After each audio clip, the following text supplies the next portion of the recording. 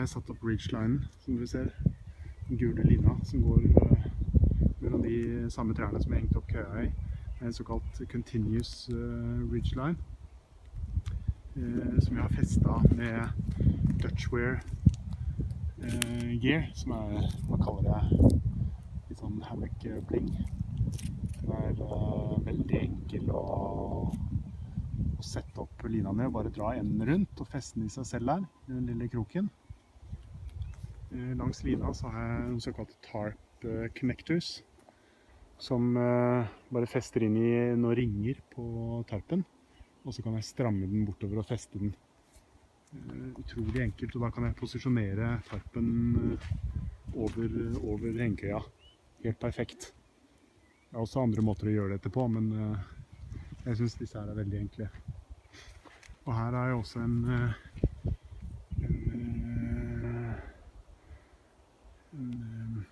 hva heter den for en? Fra Dutchwear gear, det var det. Så gjør at man kan feste lina i enden her. Utrolig enkelt. Bare dra den rundt treet og tilbake. Og rundt denne her og stramme den opp. Og her kan du stramme skikkelig til, altså veldig enkelt. Ta bare noen få sekunder og feste ridgeline. Så her kommer jeg til å slenge tarpen over selve lina, og så fester jeg den ned i bakken med barduner.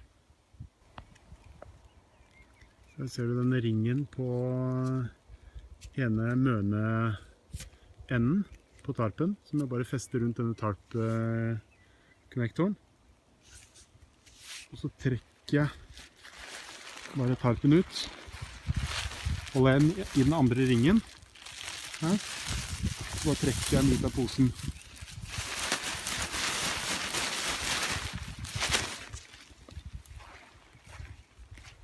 Her er den andre tarp-konnektoren. Da begynner Superfly-tarpen å komme opp, i hvert fall på den ene siden. Her har jeg festet barduene nede. To der nede.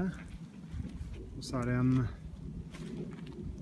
enkel snor her som går mellom de to, og som festes igjen i en tredje snor på den greiene her som jeg har hogget av, og så ned den bardunen her. Som dere ser så har jeg hengt den ganske høyt i natt. Det blir ikke så veldig kaldt og ikke så veldig mye vind, håper jeg. Det kan vise seg å være en tabbe. Men her ser du også døra. Det er en dør på hver side som gjør at du kan lukke den nærmest helt hvis det begynner å blåse. Og som du ser, de ekstra festene der som drar ut, gjør at det blir veldig romslig og fint inni her. Jeg har sett noen YouTube-filmer og sånn, eller videoer hvor de er nervøse for at disse endene skal dulte inn i køya eller inn i tarpen for å slå hull i den og sånn. Det skjer ikke.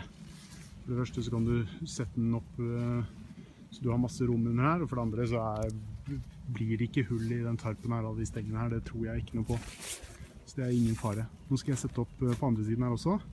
Litt mer porch mode, sånn at jeg får litt utsikt i morgen tidlig.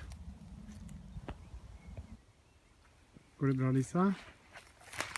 Koser du deg? Ja. Ok, da er tarpen satt opp. Den er ikke 100%, altså jeg skal justere den litt til. Da er det i hvert fall litt mer utsyn på nedsiden. Som du ser, så skal jeg stramme den opp litt. Men når jeg legger meg i køya der, så kommer jeg til å gå ned under kanten, sånn at jeg får se ut over myra. Jeg vet ikke om det kommer til å bli måneder siden månen kommer opp i natt. Håper det, jeg håper at det kommer noen dyr, altså. Lisa kommer helt sikkert til å skremme dem bort. Hvis det kommer noen, men vi får se.